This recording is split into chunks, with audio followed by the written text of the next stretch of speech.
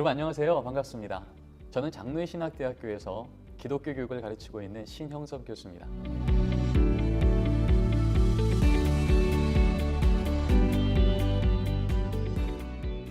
저는 오늘 여러분하고 가정예배, 하나님의 기억 프로젝트라는 제목으로 가정예배에 대한 하나님의 부르심과 우리의 실천의 현장에 대한 안내를 좀 해드리고자 합니다. C.S. 루이스는요, 고통의 문제라는 책을 통해 이렇게 얘기합니다.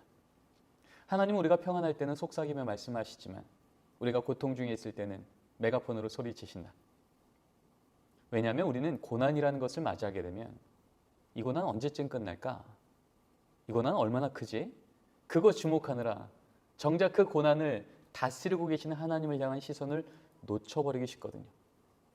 그래서 우리 하나님은 우리가 고난 가운데 있을 때면 이전보다 더 큰 목소리로 외치시는 겁니다. 길이 안 보이냐고? 내가 길이라고. 생명이 끊어질 것 같냐고? 내가 생명의 근원이라고. 거기 그렇게 멈춰 있지 말고 여기 내 오른손 잡고 함께 가자고 하나님은 말씀하십니다. 바로 이 코로나 팬데믹, 이 어려운 상황 중에 우리 하나님은요, 이전보다 더 큰 목소리로 우리에게 외치시는 믿음의 현장들이 있다는 것입니다. 그런 의미에서 저는 이 코로나의 상황이 한국교회에 너무나도 큰 위기와 어려움을 준 게 분명하지만 또 한편으로는 우리 하나님께서 거룩한 작전 타임을 거신 것이 아닐까라는 생각을 합니다. 여러분 작전 타임 아시죠? 경기가 열심히 진행이 되는데 이 감독의 작전 타임으로 경기가 멈춥니다. 그렇게 멈추었는데 이 멈춰서 작전 타임을 어떻게 하느냐에 따라서 이전 경기의 양상과 그 이후의 경기의 양상이 전혀 달라지는 변곡점을 경험하기도 합니다. 하나님께서 우리 한국교회 또 믿음의 가정 가운데에 이대로 계속 가도 되겠네 라고 생각하지 않으시고 이 부분은 지금 놓치고 있는 건 아닌지 우리에게 작전 타임을 걸며 말씀하시는 바로 그 부분이 이 코로나 상황 가운데 있지 않을까. 바로 그 부분이 저는 믿음의 가정 가운데 하나님께서 허락하신 가정 예배, 그리고 가정마다 하나님께서 믿음의 신앙 교사를 세우신 부모의 신앙 전수의 책임, 이 부분에 대한 하나님의 작전 타임 앞에 우리는 귀를 기울여야 되지 않을까 생각합니다. 작전 타임의 많은 유익 중에 하나는요, 경기 뛰느라 못 봤던 감독의 얼굴을 보는 거고요, 감독의 소리를 귀로 듣는 겁니다. 열심히 내 수준만큼 뛰던 경기가 이제는 작전 타임을 통해 감독의 수준만큼 그 경기는 다시 리셋되는 겁니다. 우리 삶의 모든 영적 전쟁을 승리로 인도하시는 그 하나님, 그 하나님의 이 작전 타임인 우리 가정 안에서 가정 예배를 회복하고 믿음의 부모마다 내 자녀의 신앙의 전수를 위탁이 아닌 책임을 지는 걸음을 걷는 이 걸음 우리가 다시 이 안에서 이룰 수 있다면 하나님께서 주관하시는 바로 우리 다음 세대 신앙 전수의 경기는 분명히 승리로 이끌어 가실 거라 저는 믿습니다. 바로 이런 부분들을 말씀하시는 여러 가지 자료들이 있어요. 그 중에 한 자료입니다. 기독교 청소년에게 신앙적으로 가장 큰 영향을 준 사람이 누구냐고 물었습니다. 코로나 바로 이전에는 1위가 어머니 53%, 2위가 목회자 33%. 가정에서는 어머니, 교회에서 목회자가 이 다음 세대 아이들에게 가장 큰 영향을 줬다는 거죠. 그런데 코로나를 맞이하면서 우리 아이들의 대답은 이렇게 바뀝니다. 1위는 여전히 어머니, 그런데 2위는 목회자보다 오히려 아버지가 더 큰 영향을 주더라는 거예요. 1위와 2순위를 합한 결과로 보면 어머니 54, 아버지 33, 87%나 우리 아이들은요, 저는 부모님이 제게는 영향력입니다. 이번 수련회 갈까 말까? 시험 기간인데 예배 올까? 특강 갈까? 이걸 결정지을 때 이 부모의 영향력이 이렇게 크더라는 겁니다. 여러분 중고등부 아이들에게 이 정도라면 아동부는 어떻겠습니까? 더 높죠. 부모님이 손잡고 교회 오지 않으면 이번 주도 교회 올 방법을 알 수도 없는 영녀의 칩은 어떻겠습니까? 절대적이죠. 이 코로나 팬데믹을 경험하며 하나님은 더욱더 이 가정 안의 부모의 신앙의 영향력이 얼마나 큰지를 우리로 정직하게 마주하게 하신 겁니다. 이렇게도 물어봤죠. 신앙에 가장 큰 영향을 주는 사건이 뭐니? 라고 물었어요. 코로나 이전에는요, 주일 예배 설교가 1위, 집회와 수련회가 2위. 그러니까 우리 아이들은 주중에는 주일 예배드리고 여름, 겨울 이런 집회 때마다 하나님이 깊이 경험하는 것들이 그들의 신앙에 가장 큰 영향을 주더라는 거예요. 그런데 코로나를 경험하며 이 뉴노멀, 이 비대면 시대 가운데 지금 우리 아이들은요 어디에 영향을 받냐면 1위는 여전히 예배와 설교지만 2위가 집회와 수련회가 아닌 가정 예배라고 우리 애들이 말했습니다. 2년 전만 해도 8%였던 가정 예배 영향력은 27%. 3배 이상 우리 아이들에게는 강력한 영향을 주는 자리가 가정 예배가 됐다는 거예요. 이 말은 무슨 말일까요? 가정 예배를 잘 드리는 가정과 그렇지 않은 가정엔 이 2배 이상의 차이가 나는 것이 현장이 되더라는 것입니다. 사실 성경은요, 지금 우리가 비대면 시대가 되었기에 교회에 잘 모일 수가 없기에 가정의 세례도 말씀을 좀 같이 나누십시오, 큐티하십시오 이렇게 말하는 것처럼 보이지만 아니라는 거예요. 원래 성경은요, 가정에서부터 믿음의 부모가 내 자녀에게 내가 먼저 만난 하나님을 삶의 등을 통해서 보여주며 그렇게 살아가는 것이 원래 하나님의 원안, 오리지널 플랜이었다고 성경은 말하고 있습니다. 여러분은 너무나 잘 아시는 쉐마의 말씀이요, 신명기 6장이요. 오늘 내가 내게 명하는 이 말씀을 너는 마음에 새기고 내 자녀에게 부지런히 가르치며. 여러분, 머리에 새기고가 아닙니다.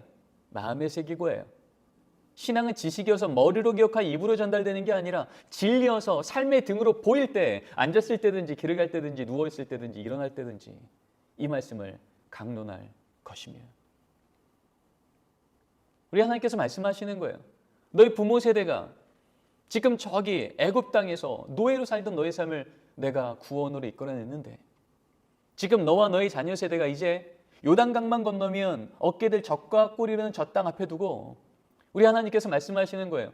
만일 너희 자녀 세대가 젖과 꿀이라는 저 땅에 그냥 들어간다면 애굽 땅에서 땅 한 평 살지 못했던 바로 그런 세대가 저 좋은 땅을 얻게 되니 조금 더 큰 땅 얻겠다고 형제끼리 싸우고 민족끼리 싸우고 또 다른 그 하나님의 복이 그들에게 우상이 되어 우상의 노예로 살아갈 삶을 아셨기에 우리 하나님은 그 땅 보여주기 전에 누굴 보여주기 원하신 거예요?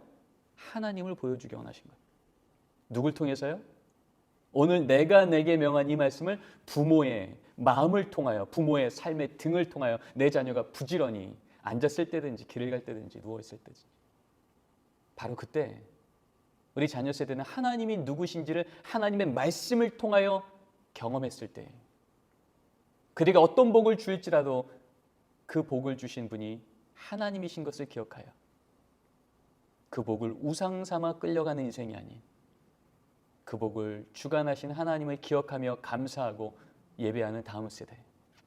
우리 하나님 이것이 진짜 우리 다음 세대를 복 주시기 원하셨던 젖과 꿀의 땅을 이제 막 들어가기 바로 전에 있었던 부모 세대에게 명령하시고 알려주셨던 하나님의 축복의 방법이었던 겁니다. 집에 앉았을 때든지 길을 갈 때든지 누워 있을 때든지 일어날 때든지 바로 그 자리가 가정 예배의 자리였습니다. 초대교회 때부터 바로 이러했던 걸음을 걸었던 가정들마다 얼마나 다음 세대가 강력하게 세워졌는지를 우리로 보게 합니다. 초대교회요, 여전히 로마가 득세하는데 예수 믿는 가정은 세상으로부터 핍박받고 손해받는 게 맞는데 그 다음 세대가 끊어지는 게 아니라 오히려 더 믿음의 강력한 세대들이 일어났다는 거예요. 원인을 보니 그 당시에 그러한 회중들을 양육했던 대표적인 교부들이요, 성 크리소스톰, 알렉산드레 클레멘, 성 어거스틴, 그들의 공통적인 목회 서신에 글에 보면 이런 글이 적혀 있는 거예요. 예수 믿는 가정입니까? 예수 믿지 않는 가정이 구별되어지는 보일 수 없는 거룩한 의례를 실시하십시오. 여러분, 의례가 뭐지요? 의례에 행하는 반복적인 삶의 패턴입니다. 하나님 믿지 않는 가정에 보이지 않지만 하나님 믿는 가정에 반복해서 보이는 것, 가족이 모여 하나님의 말씀을 읽으며 위기가 오면 무릎 꿇어 기도하며 감사한 일이 있으면 함께 찬양하는 일, 이 일이 거기에 있으면 예수 믿는 가정 맞다는 거예요. 500년 전 종교가 어떻습니까? 마틴 루터, 존 켈빈, 지빙글리, 우리가 알고 있는 오직 하나님의 말씀만으로 목회했던 그 종교 개혁자들이 공통적으로 했던 얘기요, 가정은 작은 교회요, 언약 공동체입니다. 여러분, 교회는 여러 가지 사건이 반복해서 일어나요. 그러나 그 중에 적어도 예배라는 사건이 멈추면 거기는 교회가 아니죠. 가정이 작은 교회라는 얘기는요, 우리 가정 안에 하나님을 향한 예배가 멈춰서는 안 된다는 얘기입니다. 언약 공동체요. 예수 믿는 가정은 같은 피만 공유되는 가정이 아니라 하나님의 언약의 피, 그리스도의 보혈, 바로 부모 세대가 고백하는 그 신앙의 고백이 다음 세대에 조금 더 변개되지 않고 그대로 공유되어지는 가정이 진짜 예수 믿는 가정이라는 거예요. 이게 오직 하나님의 말씀만으로 천년간 신음하던 교회를 다시 살리고 다시 갱신되고 믿음의 다음 세대를 세웠던 바로 그때의 목회적 기준입니다. 100년이 지나면서 청교도 시대가 되지요. 이때는 아예 가정예배를요, 총회와 교회에서 엄격히 지도합니다. 스코틀랜드 총회법상으로요, 가정예배 관련된 칠의가 발표가 되는데 가정예배를 게을리하는 가정은 수찬 정죄를 명하십시오. 성만찬 주지 말라는 거예요. 다른 어떤 것은 그 행동만으로 우리에게 교인이요 아니요 라고 하는 것을 구별하기 어렵지만 적어도 우리 자녀 세대의 신앙이 흔들리게 하는 가정예배를 게을리해요? 그러면 그거 회복할 때까지 우리 교회 교인 되기 어렵다는 거예요. 성만찬은 여러 가지 의미 중에 하나가 우리 교회 교인이라는 공적 선언이기 때문에 그렇습니다. 이들이 미국을 건너가 교회를 세웁니다. 하나님께서 복을 주시고 또 그 가운데서 다시 한번 그들이 세상 가운데 위축됐을 때 하나님은 18세기, 19세기의 미국 대봉주 운동, Great Awakening Movement, 이 대각서 운동을 통하여서 다시금 미국 교회를 갱신시키는데 이 갱신의 리더였던 조나단 에드워즈가 이런 얘기를 합니다. 가정예배는 경건과 신앙을 위한 은혜의 수단입니다. 한마디로 여러분의 가정이 경건하기를 원합니까? 여러분의 자녀가 신앙 갖기를 원합니까? 은혜의 수단이요. Means of grace. 하나님의 그 은혜가 우리 가정에 부어지는 그 통로가 어디라고요? 가정예배라고요. 여러분, 이 대봉주 운동의 끝자락에서 하나님께 은혜 받아서 하나님, 저 인생을 어떻게 드릴까요? 할 때 그래, 저 조선 땅 가서 복음 전해 라고 해서 오신 분들이 바로 136년 전 이 조선 땅에 하나님 말씀 들고 찾아왔던 20대 젊은 선교사님들이십니다. 호리스 언더우드, 아펜젤러. 그래서 우리나라는 선교 초기 때부터 믿음의 가정마다 가정 예배를 어떻게 드려야 될지를 귀한 유산으로 받았던 나라입니다. 1918년도에 성경 잡지에 보면 놀랍게도 1권 첫 번째 페이지 첫 번째 문장이 가정 예배로 시작이 돼요. 가정 예배는 도덕 근본상의 작용이요 그리스도교의 일종 특색으로 수신 제가의 요소다. 저 집이 예수 믿는 집안인지 안 믿는 집안인지 구별하는 일종 특색이 뭐라고요? 가정 예배에 있는지부터 보라는 겁니다.